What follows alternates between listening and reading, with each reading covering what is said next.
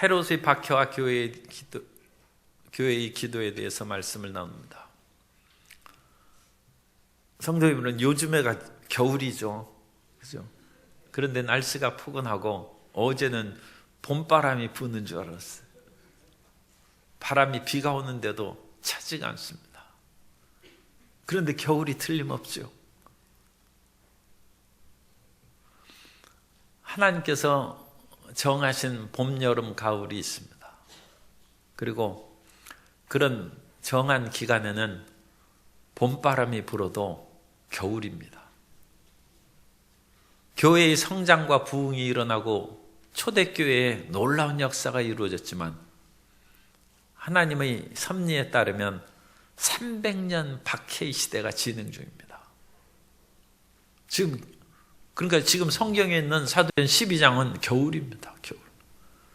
우리가 사도행전을 읽으면서 오순절 마가 다락방의 그 놀라운 성령의 역사, 3,000명, 5,000명 부흥하는 그런 봄바람 같은 놀라운 것을 보면서 교회가 금방 온 세상을 뒤덮고 평화롭게 되겠구나, 그렇게 생각할 수 있는데 그렇지 않습니다. 지금 여전히 로마 제국 시대고, 로마 제국 시대에 313년 기독교가 인정이 됩니다. 그걸 기독교의 공인이라고 합니다.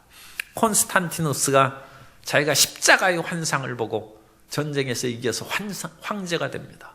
그때로부터 교회의 핍박을 공식적으로 멈췄어요. 기독교의 공인입니다. 300년이 걸렸어요. 300년. 겨울이 300년입니다. 그런데 그 사이에 봄바람이 부는 것처럼 부흥이 있고 좋은 일이 있고, 사울과 같은 그런 아주 박해에 앞장선 사람도 회심하는 정말 놀라운 일이 일어났죠. 승리의 쾌거입니다. 예루살렘 교회가 얼마나 기뻐했겠습니까? 앞장서서 스데반의 순교에 나섰던 사람이 이제는 하나님의 교회를 위해서 힘을 다하고 또 그와 같이 열심히 이전에 알았던 율법의 지식을 가지고 그리스도 예수를 증거함으로써 안디옥 교회의 부흥과 성장을 가져왔으니 얼마나 기뻐했겠습니까?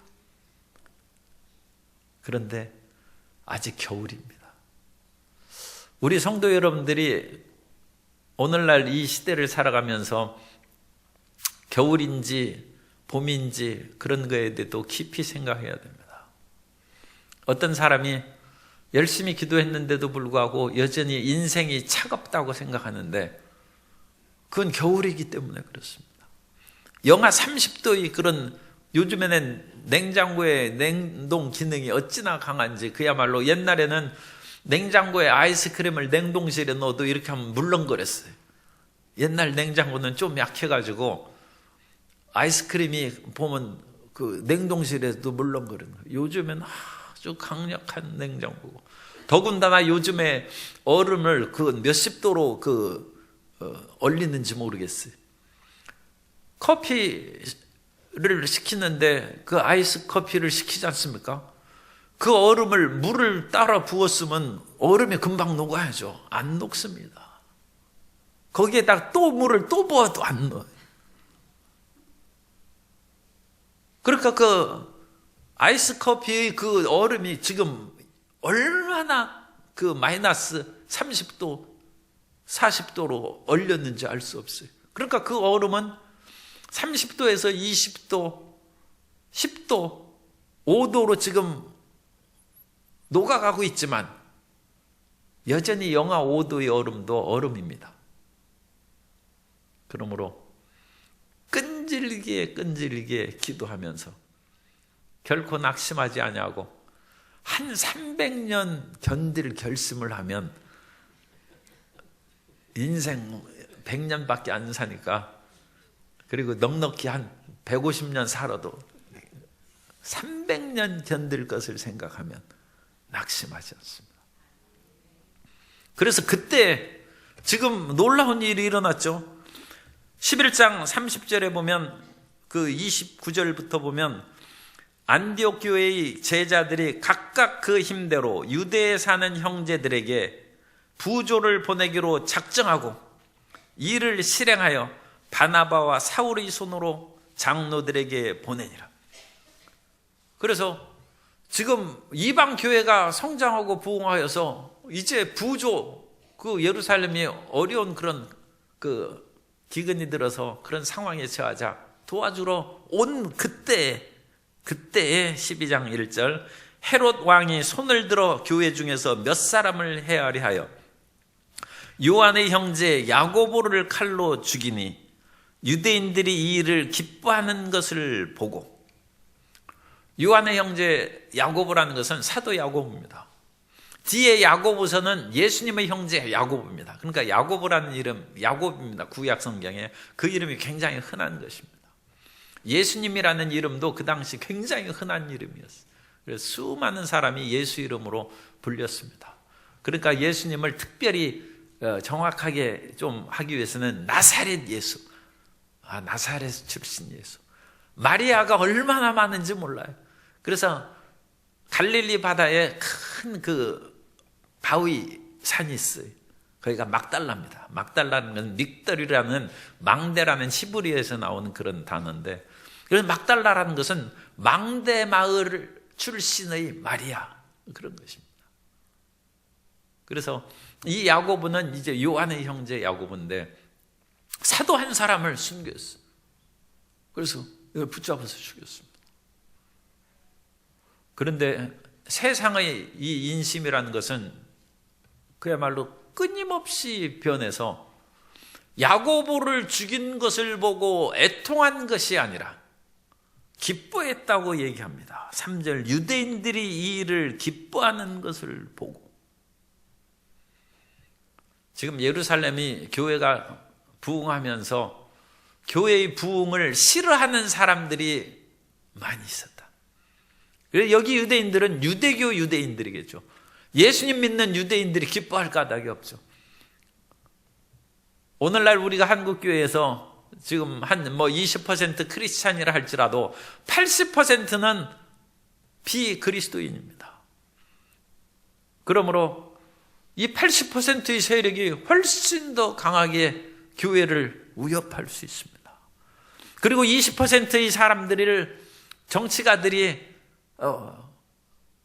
오늘 아침에도 이제 신년이 돼가지고 우리 광주시의 그런 기독 모임들이 있어서 월요일에도 아침에 갔고 오늘 아침에도 거기 갔어요. 국회의원들이 여러 명 나왔어요. 이번에 출마할 예비 후보까지 많이 나왔어요. 기독교인들의 표를 한 표라도 더 얻기 위해서 와서 인사를 쭉 하더래요. 그런데 우리가 알아야 되는 것은 기독교인이 20%밖에 안 돼요. 그러니까 그분들이 기독교인들에게 와서 절을 한다 할지라도 80%가 원하면 다른 일을 할 수 있습니다. 예루살렘에 사는 수많은 유대인들 가운데 예수님을 믿는 사람이 계속 부흥하고 성장하고 있지만 안 믿는 유대인들이 더 많죠. 율법적인 유대인들이 더 많습니다. 그리고 그 율법적인 유대인들은 예수 그리스도의 복음 증거하는 것을 싫어했습니다. 그리고 특별히 일반 백성들이 큰 영향을 받는 것은 대제사장을 비롯한 종교 지도자들입니다. 그 종교 지도자들은 예수님을 이단으로 정하고 십자가에 못 박았습니다. 그러므로 예수님에 대해서 직접 체험하지 못하고 또 예수님의 제자들을 통하여 은혜 받고 기적을 체험하는 일을 경험하지 못한 사람들은 유대 지도자들의 말을 따르기 마련이죠. 그 사람들은 예수님 믿는 사람을 잡아 죽이는 것을 좋아하는 것입니다. 그리고 헤롯도 정치가입니다. 여기에서의 헤롯은 헤롯 아그리파 1세입니다. 헤롯 아그리파 1세고 다 헤롯 가문의 사람이기 때문에 성경은 그냥 헤롯이라고 얘기를 하고 있습니다. 그리고 우리 성도 여러분들이 이건 또 그냥 지나가는 말입니다만 구약 성경에서도 여러 그런 이름들이 나오고 그렇습니다. 그런 이름들이 똑같은 이름이 나오고 그래도 그러니까 아브람 때도 아비멜렉, 이삭 때도 아비멜렉, 이 아비멜렉은 100년, 1000년 사나 아비멜렉 1세, 아비멜렉 2세 오늘날로는 그런 식으로 붙여야 돼. 그런데 성경은 이런 사람들이 역사에 대해서는 자세히 기록을 안 했기 때문에 우리가 모릅니다. 그러니까 그런 것들은 아브라함의 아버지, 아비멜렉의 아버지, 아들, 손자, 그런 여러 사람들이 계속 왕하고 있었구나, 그렇게 생각하면 되고, 여기에서도 그냥 헤롯이라고 했어요. 이 헤롯 별로 존경스러운 가문도 아닌데 그렇게 자세히 얘기할 것도 없어요. 그러나 예수님을 이 땅에 태어났을 때 2살 이하의 아기를 죽인 그 헤롯이 헤롯 대왕입니다. 제일 큰 헤롯이 큰 집안의 일종의 시조고, 그 헤롯이 아들을 그 여러 부인을 두었는데 그 부인 가운데 정통 유대 왕가의 공주하고 결혼했어요. 미리암입니다. 그래서 그 정통 하스모니아 왕가인데 신구약 중간 시대의 왕가이기 때문에 구약 성경에는 안 나옵니다. 그 유대 왕가의 공주하고 결혼해서 낳은 아들이 아르스토블루스입니다. 그러므로 이 아들은 유대인들이 사랑하는 왕가의 피가 흐르고 있어요. 그런데 헤롯은 권력욕에 너무 치우친 사람이에요. 그러니까 유대인의 왕이 나왔다 하니까 2살 이하의 아기를 다 죽인 사람 아닙니까? 그래서 그 사람은 자기 아들도 죽였어요. 왜냐하면 아들이 백성들에게 더 존경받고 사랑받는다. 왜냐하면 자기는 이둠의 에돔 사람입니다. 그리고 아들은 비록 자기 피를 받긴 했지만 정통 유대 왕가의 핏줄을 가졌으니까 이 아들이 백성들에게 자기가 같이 아들하고 나가면 사람들이 아들의 손을 더 붙잡고 아들을 그렇게 만세하고, 마치 사울은 천천히요 다윗은 만만하듯이, 그러니까 아들을 죽였어요. 그 아들이 오늘 얘기한 이 헤롯입니다. 그래서 헤롯 아그리파 1세입니다. 그러니까 사람들은 자기 손자를 더 사랑한다고 그래요. 아들은 죽여도 손자는 못 죽이는가 봐요. 그죠? 그래서 손자는 살려줬어요. 영조도 아들은 죽였는데 그 손자 정조를 왕으로 세웠어요. 사도세자를 죽이고 사도세자의 아들인 정조를 왕으로 세웠습니다. 그래서 이 사람이 나중에, 물론 왕 되는 것은 나중에 로마 황제가 세운 겁니다만, 이런 상황에서 유대인들이 이를 기뻐하는 것을 보고, 오늘날에도 이런 포퓰리즘이 있습니다. 그래서 정치가들이 불신자들이 기뻐하는 것을 보면 80%의 불신자들을 인해서 동성애법도 만들 수 있고 기독교를 핍박하는 법을 제정할 수 있습니다. 그러니까 우리가 그런 것들을 깊이 생각해야 됩니다. 그래서 하나님의 나라를 건설하는데 방해되는 법을 만들면 안 되고, 오늘날은 지하철에서 전도한 사람들도 거의 없습니다만, 그렇게 하면 이제 소란죄로 체포되게 돼 있어요. 이미 미국이나 유럽의 그런 모든 나라들은 공공장소에서 공개적으로 전도하는 것이 거의 다 금지되어 있습니다. 성도 여러분, 전도 지금 할 때 그렇게 빨리 열심히 하셔야지, 앞으로 법으로 금지되면 공연히 붙잡혀서 전도하다가 경찰서 끌려가서 담임 목사 누구냐 해서 이리 오라 하고 그러면 아주 이제 시대가 복잡해지는 거예요. 그런데 그런 일들이 상당히 위험수위에 있습니다. 위험수. 어찌됐든지 이 당시 교회의 성장에 싫어하는 사람들이 부추겨서 헤롯이 백성들의 인기를 얻고, 특별히 유대 종교 지도자들의 관심도 받기 위해서, 그들의 표를 얻기 위해서, 그들의 지지를 얻기 위해서 요한의 형제 야고보를 죽였는데 놀라운 일이 생겼어요. 그것은 유대인들이 기뻐했다는 것입니다. 그러자 이거 내가 지금 잘하고 있는구나. 그래서 헤롯이 베드로도 붙잡았어요.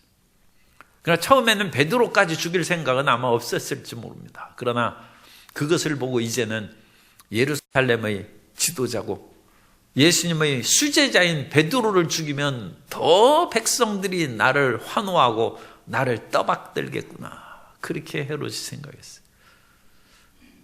그래서 정치가들은 어찌됐든지 진리를 위해서 사는 사람이 아니고 자기 인기와 권력의 유지를 위해서 사는 사람입니다. 빌라도가 로마의 총독으로 상당히 그래도 그야말로 수준 높은 사람 아닙니까? 로마 제국 시대의 총독 자리를 아무나 하는 것이 아닙니다. 그런데도 불구하고 빌라도는 밀란이 일어날까 두려워하여 자기가 분명히 나는 예수에게서 죄를 찾지 못했노라 그렇게 하면서도 사형 언도를 내렸습니다. 정치가는 그런 것입니다. 그러므로 이 세상에서 핍박과 어려움이 다가와도 하나님 안에서 진리를 추구하고 그 안에서 강하고 담대하게 사는 하나님의 자녀가 되어야 될 줄로 믿습니다. 그래서 베드로는 옥에 갇혔는데 아마 안토니아 요새 이 성전에서 얼마 떨어지지 않는 거기에 안토니아 요새 자리가 오늘날 있고 그 안토니아 요새 자리에서 비아 돌로로사 예수님의 그 십자가의 길이 시작합니다. 그 십자가의 길이 시작하는 그 지역이 옛날 안토니아 요새가 있던 자리다 그렇게 생각하면 됩니다. 그리고 그 안토니아 요새는 로마 주둔 병력이 있던 자리입니다. 그래서 굉장히 튼튼하고 유대인들이 폭동을 자주 일으켰기 때문에 유대인들이 들어올 수 없도록 거의 높은 담을 세우고 그렇게 만들었는데 오늘날에는 그게 다 헐어져서 없습니다.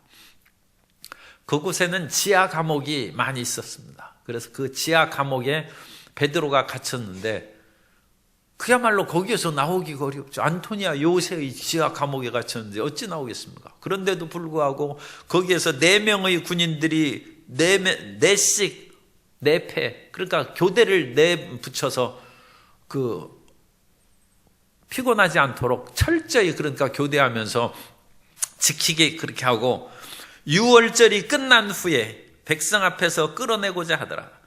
그런데 여기에서 누가복음도 누가가 쓰고 사도행전도 누가가 썼는데 여기에서 나오는 그런 베드로가 끌어내고자 하고 또 잡으려 하고 칼로 죽이니 하는 죽이니 이런 단어들을 다 예수님의 십자가 처형에 해당하는 단어하고 똑같은 단어를 썼습니다. 그러므로 예수님의 제자들도 예수님과 같은 고난과 죽임을 당한다는 것을 이 누가가 표현하고 있습니다. 그러므로 오늘날 우리가 고난을 받아도 그 고난은 헛것이 아니라 예수 이름을 위하여 우리가 고난을 받을 때는 예수님과 같이 고난을 받는 것입니다. 사울이 예수님 믿는 사람들을 붙잡아 가두고 핍박했을 때 예수님께서 사울아 사울아 내가 너 어찌하여 나를 핍박하느냐. 사울이 직접 예수님을 박해한 것은 아닙니다만 예수님의 제자들을 박해한 것은 예수님을 박해한 것입니다. 그러므로 우리가 고난 가운데서도 예수님이 함께 계신다는 것을 믿으시기 바랍니다. 그래서 예수님을 믿는 사람을 핍박한 사람은 예수님을 핍박한 것이고 예수님을 믿는 사람을 대접하는 것은 예수님을 대접하는 것입니다. 따라서 예수님과 나는 하나입니다. 우리는 예수님 안에서 하나로 함께 살아가는 2020년을 보낼 줄 믿습니다. 그렇게 예수님 안에서 우리가 살면 우리는 흥 하나 망 하나 성 하나 쇠 하나 최후의 승리를 얻게 될 줄로 믿습니다. 그래서 이 베드로의 고난과 붙잡은 그런 단어가 십자가의 예수님의 형벌을 받을 때하고 같은 단어를 쓰고 있다는 것이 그 상당히 이제 중요한 그런 포인트입니다. 우리가 잘 그 헬라어 그런 것으로 우리가 원문을 대하지 않기 때문에 이해하기가 어렵죠. 그런데 그런 것들을 우리가 이제 확인할 수 있습니다. 그래서 베드로는 옥에 갇혔고 옥에 갇혔을 때 교회는 무슨 정치적인 힘이 있습니까? 권력자가 있습니까? 그러니까 교회의 힘은 기도입니다. 따라서 이 교회의 힘은 기도하는 것입니다. 나의 힘은 기도하는 것입니다. 그러니까 돈이 많으신 분도 힘이 좀 있고 권력을 가진 분도 힘이 있지만 그거보다 더 강한 힘. 왜냐하면 권력은 권력 위에 있고 돈은 돈 위에 있습니다. 그러나 우리는 하나님께 기도하는 것이 최고의 힘이요 최고의 권세인 줄로 믿습니다. 그래서 교회가 기도하는 거예요. 교회가. 그리고 헤롯이 잡아내려고 하는 그 전날 밤에 이제 유월절이 끝나면 베드로를 이제, 왜냐하면 유월절은 명절이요 유대인들이 거룩한 절기이기 때문에 처형하고 그런 것들을 이제 할 수 없죠. 그런 것들은 오히려 유대인들을 부정하게 만들기 때문에. 그래서 그 유월절이 끝난 그때 처형하려고 하는 그 전날 밤에 베드로가 두 군인 틈에서 두 쇠사슬에 매여 누워 자는데 파수꾼들이 문 밖에서 옥을 지키더니, 이 베드로는 자기가 묶여 있어요. 또 옆에는 두 군인이 함께 옆에서 지키고 있어요. 그리고 그 감옥 밖에는 또 파수꾼들이 문 밖에서 옥을 지키고 있습니다. 그러니까 이게 삼중 고난이죠. 삼중. 자기도 묶이고 옆에 사람들은 자기를 지키고 또 어떤 잘못된 행동을 하면 그야말로 죽이거나 위협을 가할 수 있도록 지키고, 그 사람들을 제거한다 할지라도 그 감옥문을 밖에 나가면 파수꾼이 또 지키고 있습니다. 인생이 이와 같이 겹겹이 어려움에 쌓일 수 있어요. 그러나 겹겹 어려움이 우리를 에워싸도 두려워하지 말게 되시기 바랍니다. 하나님은 능력 있으시고 더 큰 힘을 가지고 계십니다. 그래서 이 상황에서 사람으로서는 빠져나갈 수 없죠. 그런데 호련히 갑자기 주의 사자가 나타나매 옥중의 광채가 빛나며, 주의 사자는 이 천사고 빛의 존재입니다. 하나님의 사자는 빛의 존재고, 사탄은 빛의 존재가 아니라 어둠의 존재입니다. 그런데 사탄이 변신술을 하기 때문에 가끔 광명의 천사로, 빛의 천사로 가장하기도 합니다. 가장.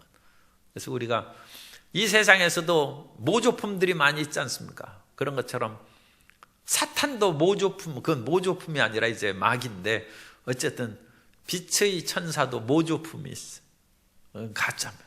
그런 가짜에 현혹되면 안 되고, 이 빛의 천사로 가장한 마귀의 음성에 빠져서 헛된 계시를 말하는 사람들이 있습니다.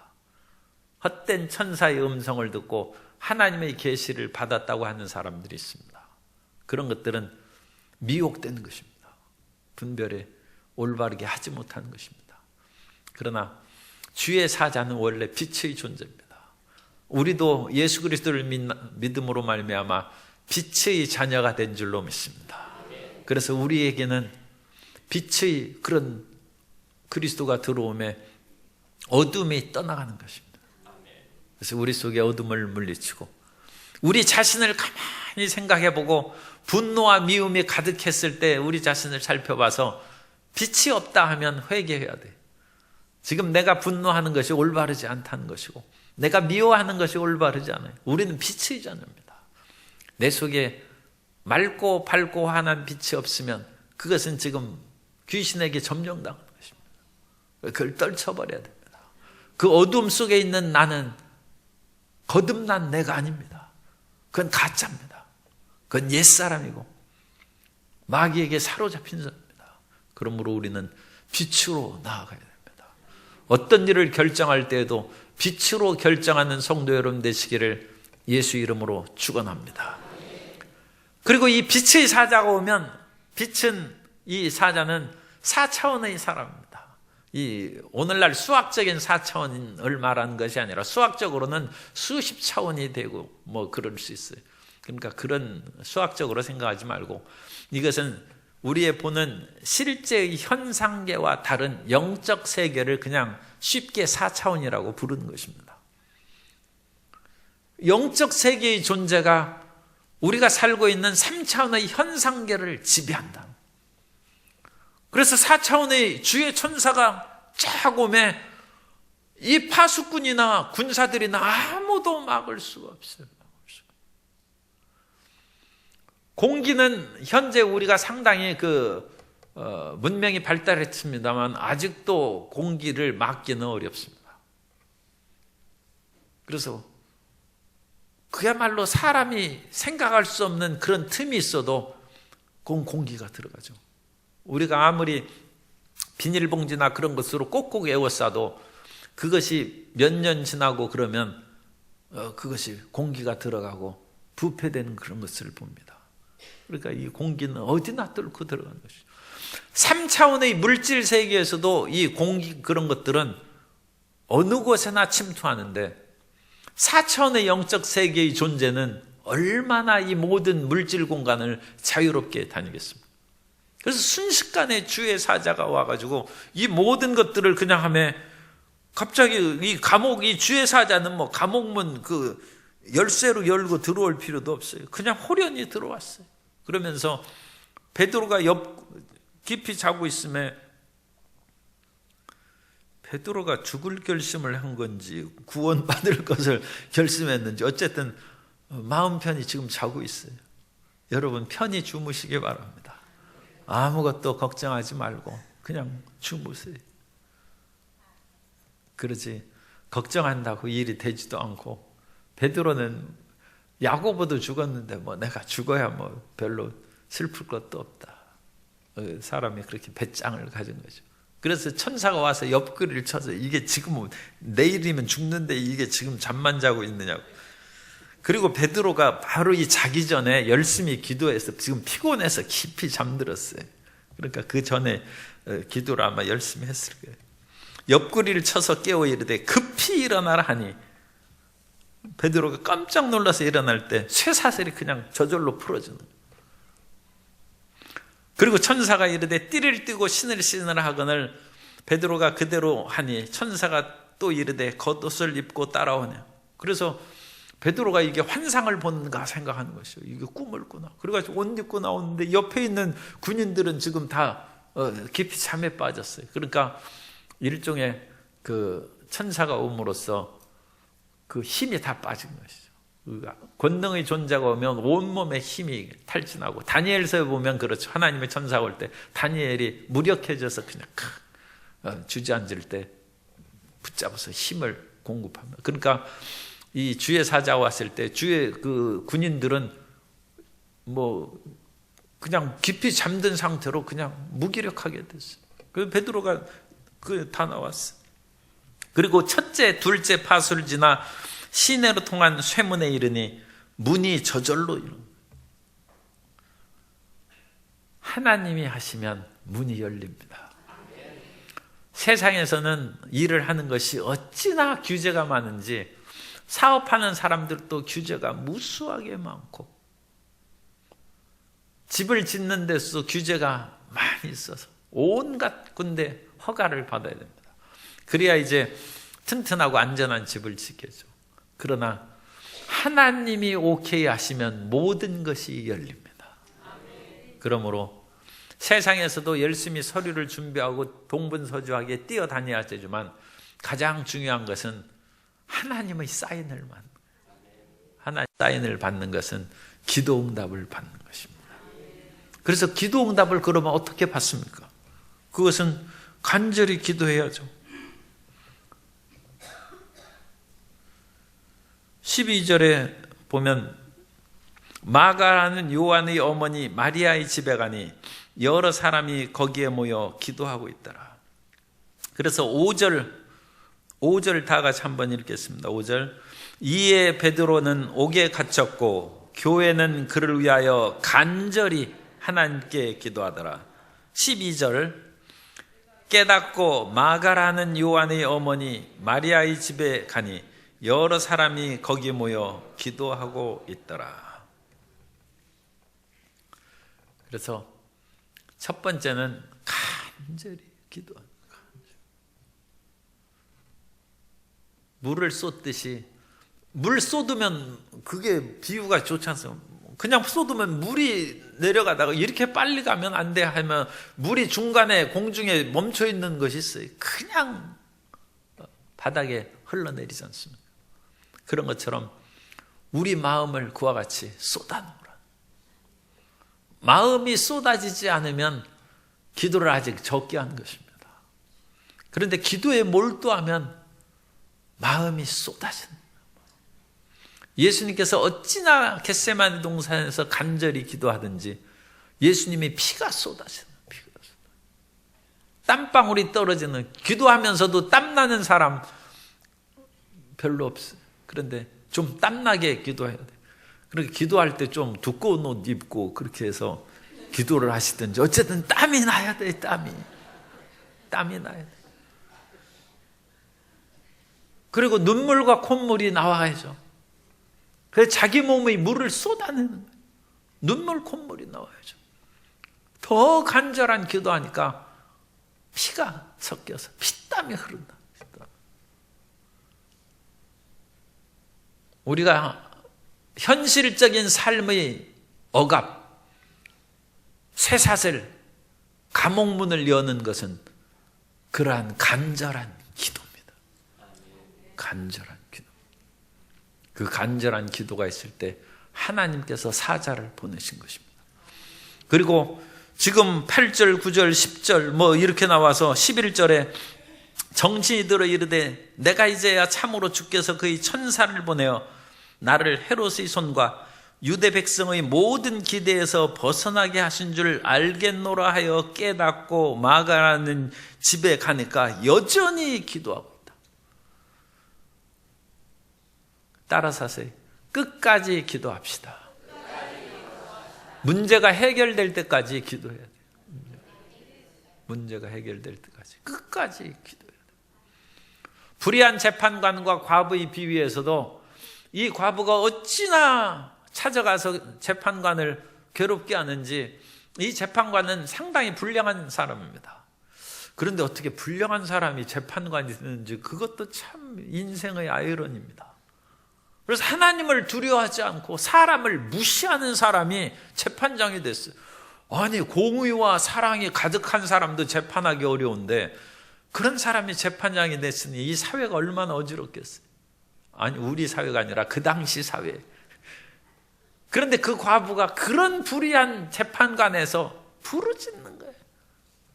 얼마나 끝까지 부르짖었는지 재판관이 그냥 학을 떼고, 이거 내 안 들어줬다가는 내가 제명에 못 살겠다 싶어가지고 그 과부의 원한을 풀어줬다.